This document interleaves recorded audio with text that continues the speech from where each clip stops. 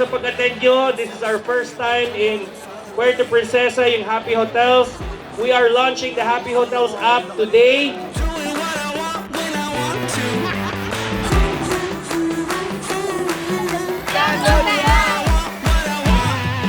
And this time, I'm here, syempre, with Happy Hotels, which I'm very, very honored to represent a company that share the same advocacy as me by promoting the local tourism dito sa Pilipinas and also supporting the small property owners who are really affected during the pandemic.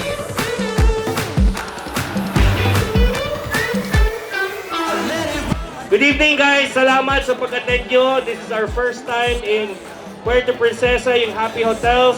We are launching the Happy Hotels app today, officially launched. We will have more updates to come.